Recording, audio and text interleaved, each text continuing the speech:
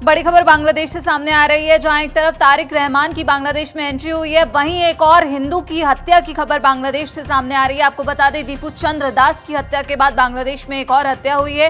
Police की तरफ से ये बड़ा दावा किया गया है। बांग्लादेश और भारत के बीच लगातार तनाव बना हुआ है, लगातार अल्पसंख्यकों पर बांग्लादेश में हमले किए जा रहे हैं और अब इसी बीच ये बड़ी खबर आपके सामने आ रही है। बांग्लादेश में एक और हिंदू को पीट पीट कर मार डाला। बांग्लादेश से इस वक्त की खौफनाक वारदात ये सामने आई है। यहां राजबाड़ी जिले के पांगशा इलाके में एक बार फिर भीड़ ने हमले में हिंदू युवक की जान ले ली। 29 साल के अमृत मंडल को भीड़ ने पीट पीट कर मार डाला। ये घटना दीपू चंद्रदास की मौत के महज 7 दिन बाद हुई है। आपको बता दें, आज ही बांग्लादेश में राजनीति में एक तरह से उथल पुथल देखने को मिली, जहां तारिक रहमान की 17 साल बाद बांग्लादेश में वापसी हुई। उसी के बाद उन्होंने यूनुस को सीधा संदेश दिया कि एक और नया बांग्लादेश का सपना मैं देख रहा हूं। उन्होंने कहा कि आई हैव अ ड्रीम, मेरे पास एक सपना है बांग्लादेश के लोगों के लिए और मेरे खुद के जो लोग हैं, बांग्लादेश के लोग हैं, उनके लिए मेरे पास एक सपना है। लेकिन इसी बीच अब ये बड़ी खबर सामने आई है कि बांग्लादेश में एक और हिंदू की हत्या कर दी गई। एक हिंदू युवक को फिर से बांग्लादेश में पीट पीट कर मार डाला।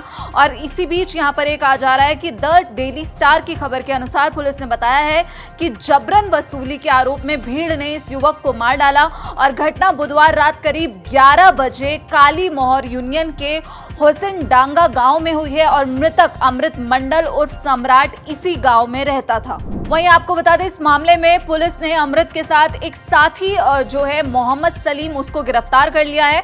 सलीम के पास से 2 हथियार बरामद किए गए हैं। वहीं आपको बता दें, पुलिस एसएसपी ने इस पर जानकारी देते हुए कहा है कि सम्राट के शव को पोस्टमार्टम के लिए राजबाड़ी सदर अस्पताल के मुर्दाघर भेज दिया गया है।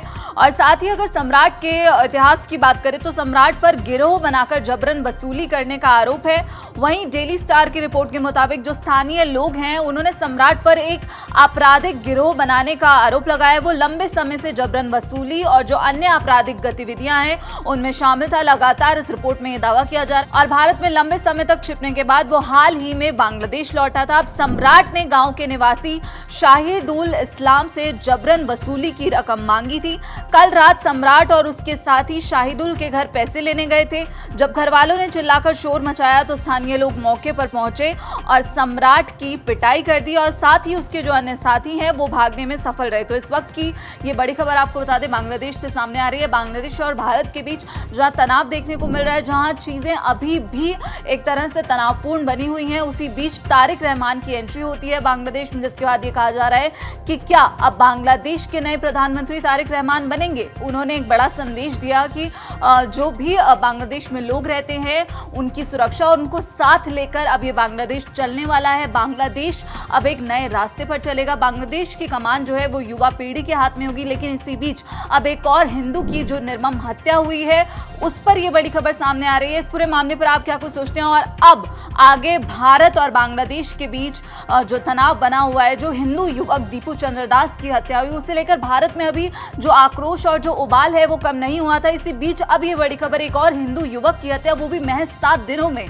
तो इस पर अब देखते हैं कि भारत की तरफ से क्या प्रतिक्रिया सामने आती है और आगे कौन कौन इस पर रिएक्ट करता है, ये भी देखना होगा। बाकी इस पूरे मामले पर आप क्या कुछ सोचते हैं, क्योंकि अब आक्रोश और बढ़ने वाला है। पूरे मामले पर आपकी क्या राय है, हमें कमेंट बॉक्स में जरूर बताइएगा। बाकी देश और विदेश की खबरों के लिए आप जुड़े रहिए दैनिक जागरण के साथ। नमस्कार।